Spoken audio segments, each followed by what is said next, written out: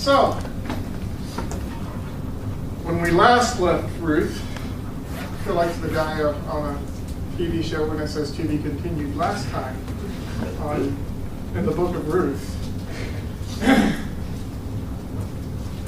Last time we talked about redemption. Let's recap the story so far. We have Ruth and Naomi, right? Widowed women who, Ruth's a Moabite, so she's got a couple strikes against her. They came to Bethlehem. She started working in the fields, gleaning. And then she started, I'm not going to say it that way. She started progressing towards Boaz. And Boaz started allowing her to progress towards him. It's a great love story. It's a great love story with many twists and turns, and you think that it's going, and it's kind of obvious how it's going to end up, but you're kind of hoping that it ends up that way. You ever watch a movie like that? You know how it's going to end, and you really hope it's going to end that way. And it is predictable in some points, but you know, last week a plot twist was thrown into the mix. A plot twist. Boaz is considered the kinsman and the redeemer, and all Ruth had to do last week was ask for redemption. And Boaz said, "I would give it to you. I will give it to you." And then he throws in this but.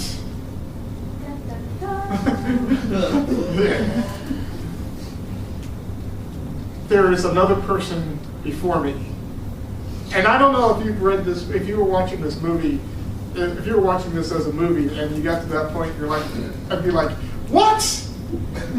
You're kidding, right? Come on. You didn't say that at the beginning of the movie. Come on. That's something you introduce at the beginning just to have a fight between the two of them or whatever. But Boaz says, if he is not willing to redeem you, then as the Lord lives, I will redeem you. I gotta admit, this is one of those few stories in the Bible where, you know, you can tell, or this is one of those romance stories in the Bible where you can tell Boaz digs Ruth. Okay? You could tell throughout the story. So this had to be one of the hardest things for him to say is, I'll ask him, but if he doesn't want to do this, then I'll do it. God, and he's praying that night, Lord, please don't let him want to do this. Lord, please. So he sets forth, I think he set forth a very interesting plan of action, of how he was going to do it. I'm sure he planned out everything that he's going to say and everything that he says. And he puts his plan into motion. And I'm coming out of Ruth chapter 4, but I'm not going to read it exactly the way it's written. We're going to embellish a little bit. We are talking about a story of Jews, and Jews sometimes embellish things, I think, or so I've been told. And I'm from the South and a storyteller, so I will embellish things myself. And so you can follow along with me and see if I embellish too much, if I don't embellish enough. Okay, so first of all, Boaz goes to the gate. Let me describe this place for you. How many of you have ever been to McDonald's at 7:30 in the morning? Inside the McDonald's. And you know there's a place where this group of old men sitting around the table. And they're sitting there, they have nothing else to do. So get together, but they get together every morning and they talk. And they talk about business, they talk about finances, they talk about politics, they talk about how good or bad the president is doing.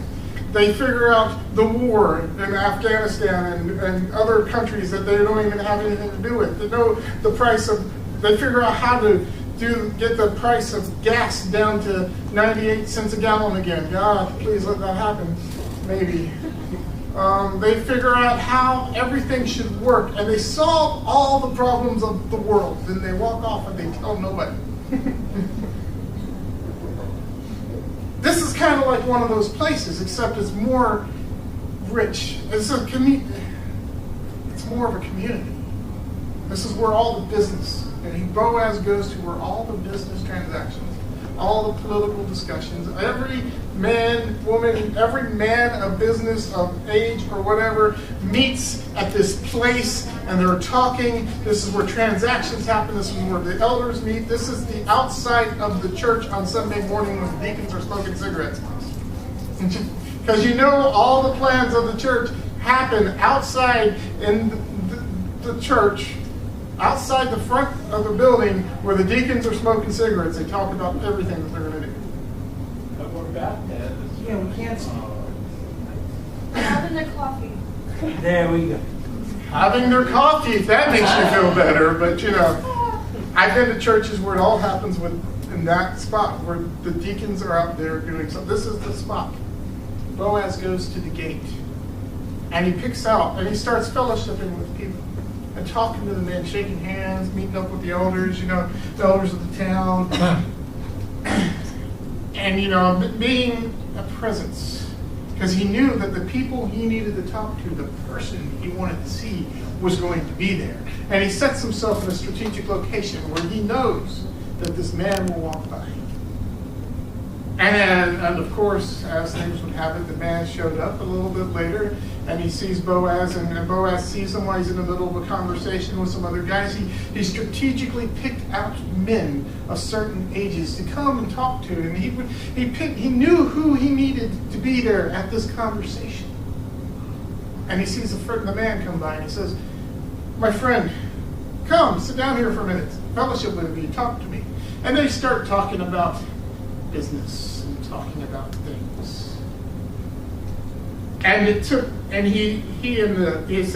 verse 2 says, and he took 10 men of the elders of the city and he said, "Sit down, talk with me." So him and 10 guys and this other guy, there were 12 guys sitting around this table just talking. And he says, "By the way, Naomi's in town, right? You've heard about this. She's got a parcel of land that she's planning on selling. She came and it belonged to our relative Elimelech." And they're like, "Oh yeah, Elimelech." All of a sudden these stories pop in his head of who Elimelech was and how much of a good time and how they were related. And he was like, "Oh wow, yeah, I remember Elimelech." He goes, "Well, she's got a parcel of land that she's selling.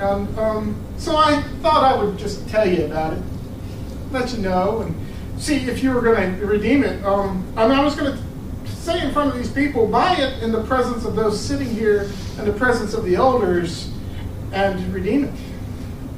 If you will redeem it.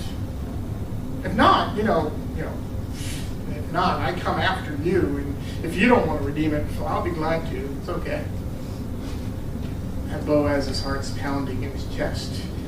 He feels it, and then he hears it in his ears and feels it in his toes, waiting for the man to answer his question, saying, "Well, what is he going to say?" Because his next statement would demand what I'm going to say next. And the man said, scratched his beard, and he thought. He thought about Elimelech. He thought about his land and his family, and he said, And he thought about Elimelech's land. He says, "I could add another parcel of land to what I already own, and my crop will be bigger, and my finances will be better, and I can make more money out of this, and I can have more food to share with people. This is a good thing. This is a good thing." So after scratching his beard for a minute and thinking about it, he looked at Boaz and he says, "Yes, I will redeem it." And Boaz, kind of without missing a beat, said, "Okay, fine, sure. That was good. In front of these elders, you have decided to redeem it." He gets up, dusts himself off for a second, ready to leave, and he says, "Well, wait, by the way, one thing I forgot to mention is that the day you buy the field from Naomi, you also get Ruth, the Moabite widow that's been with her for a while.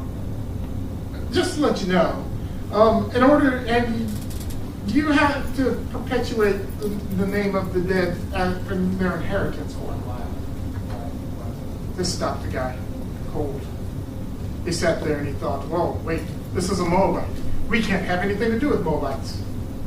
We can't have anything to do with them. We don't know what's going on with these people. And if I marry, I've already got a family, and if I marry this woman or bring her into my house and perpetuate my relatives' inheritance, then I mess up my inheritance. So he says, ooh, let me think about that for a minute, Boaz. I can't redeem it myself. Take my right of redemption. You take it, for I cannot redeem it. And in his head, Boaz is going, yes! You know it. He's like, yes!